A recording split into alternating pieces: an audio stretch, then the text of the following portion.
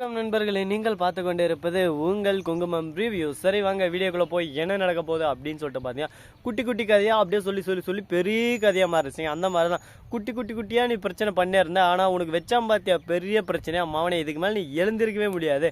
என் வாழ்க்கையில் கரெக்டாக நான் யாரு கூட மோதனாலும் மிச்சம் வைக்காமல் சரிச்சு விட்ருவேன்டா. உன்னை சறுக்கி விடாமல் விட மாட்டேன். உன்னை மிச்சம் வச்சு தான் என் ஃபால்ட்டு அப்படின்னு சொல்லிட்டு எஸ்எஸ்கே சொல்ல, டே எஸ்எஸ்கே நீ மிச்சம் வச்சோ வச்சோ அதை பற்றி எனக்கு கவலை இல்லை.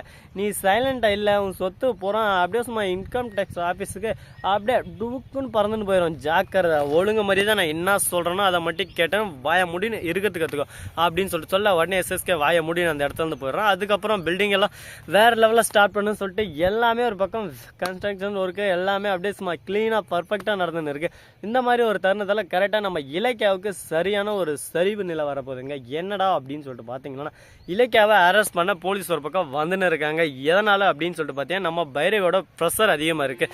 இந்த மாதிரி அவளுக்கு எதாவது நான் தான் பண்ணுறது அப்படி இப்படின்னு சொல்லிட்டு பேசுகிறேன். மேடம் அதை புரிஞ்சுக்கோங்க, சட்டம் இதெல்லாம் ஒன்று இருக்குது அப்படி இப்படின்னு சொல்லிட்டு அவங்க கம்சனை பற்றி தான் பேசினிருக்காங்க. அந்த போலீஸ் திடீர்னு நம்ம பைரவி வந்து 20 லட்சத்தை எடுத்து கொடுக்குறாங்க. மேடம் சட்டம்லாம் நம்ம ஜோபி பாக்கெட்டில், நீங்கள் எதுக்கு கவலைப்படுறீங்க? இப்போவே அந்த இலக்கிய போய் அடித்து துரத்தி ஏதோ ஒரு கேஸை போட்டு நான் எழுத்துன்னு வரேன், நீங்கள் எதுவுமே கவலைப்படாதீங்க அப்படின்னு சொல்ல உடனே இப்போ தான் போலீஸ்காரி மாதிரி பேசுகிற அப்படின்ற மாதிரி பைரவி சொல்ல, இந்த மாதிரி ஒரு சிலர் தப்பு பண்ணுறதுல தான் எல்லா போலீஸுக்காருக்கும் ஒரு ரெஸ்பெக்ட் இருக்குது. அந்த மரியாதையே போயிருந்த ஒரு சில ஆளுங்களாம் அப்படியே சும்மா அடித்து பொழந்து ஒரு பக்கம் இழுத்துன்னு போயிட்டு வெளியே தள்ளணும். இவங்கள மாதிரி ஆளுங்களாம் வேலையே கொடுக்கூடாது. அப்போ தான் அந்த நாடும் முன்னேறும், போலீஸ் ஸ்டேஷனுங்கிற ஆளுங்களுக்கும் நல்ல பேர் வரும். சரி இப்படியெல்லாம் ஒரு பக்கம் போயிட்டு இருந்தாலும் மறுபக்கம் என்ன நடக்குதுன்னு சொல்லிட்டு பார்த்தீங்கன்னா, இலக்கிய ரொம்பவே கன்ஃபியூஷனில் இருக்காங்க. இப்போ இந்த ஹோட்டலில் நம்ம ஒர்க் பண்ண இருக்கிறதா இல்லை நம்மளுக்கு எதிரான எவிடன்ஸை வந்து நம்ம எப்படியாவது அழிக்கிறதா, இப்போ என்ன பண்ணுறது ஒன்றும் புரியல. ஒரு நல்லது செய்ய போய் கெட்டதாகி போச்சு. அந்த இளநீர் கடைக்காரனும் பாவம், அவனுக்கும் பிரச்சனை, அவனுக்கும் குடும்ப குட்டியெல்லாம் இருக்குது, அவனுக்கும் எதனா ஒரு பிரச்சனை வருமே அப்படின்னு சொல்லிட்டு குழப்பத்தில் குழம்பி போயிட்டு ஒரு பக்கம் இருக்காங்க. சரி டாக்டர் கிட்டையாவது போய் பேசலாம்னு சொல்லிட்டு அஞ்சுலேருந்து டாக்டர் கிட்ட போய் கேட்கலாம். அந்த டாக்டர் வாக்குமூலம் கொடுப்பாங்கல்ல, வாக்குமூலத்தை வச்சு நம்ம எதாக இருந்தாலும் சொல்ல முடியாது, ஆதாரன்றது ஒன்று வேணும் அப்படின்னு சொல்லிட்டு சொல்கிறாங்க. அவங்க இருந்துன்னு சரி உடனே உன்னை செக் பண்ண சொல்லுவாங்க. செக் பண்ணி பார்த்துட்டு உங்கள் குழந்தை நல்லா இருந்தால் உடனே இந்த கேஸை இதோட முடிச்சுக்கலாம், நீங்கள் பொய் சொல்கிறீங்க அப்படின்னு சொல்லிட்டு உண்மையில தான் கேஸ் வரும். செக் பண்ணுறதுக்கு நீ தயாரா, குழந்தைக்கு என்ன பாதிப்பு ஆகிக்குதா, அப்படி ஆயிருந்தால் மட்டும்தான் நம்ம டேரெக்டாக கேஸ் கொடுக்க முடியும், இல்லைனா எவிடன்ஸ் நம்மளுக்கு முக்கியம் இம்பார்ட்டன்ட் அப்படின்னு சொல்கிறேன்.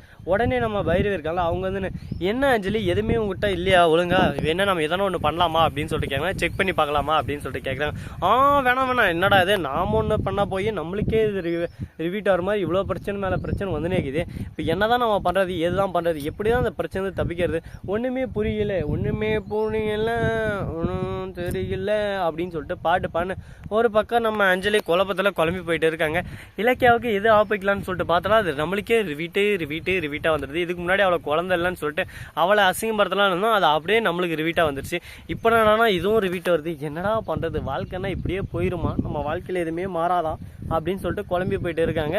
ஸோ நண்பர்களே, இந்த வீடியோ பிடிச்சிருந்தா லைக் பண்ணுங்கள், கமெண்ட் பண்ணுங்கள், ஷேர் பண்ணுங்கள், டிண்டிங் மேலே தட்டி விட்டு போங்க. அப்போ தான் நான் போகிற அடுத்த வீடியோ உடனுக்குடன் நோட்டிஃபிகேஷன்லாம் வந்து கொண்டே இருக்கும். மிக்க நன்றி, தேங்க்ஸ் ஃபார் வாட்சிங், டாடா, see you, நன்றி, வணக்கம், வந்தனம், வருக, தருக.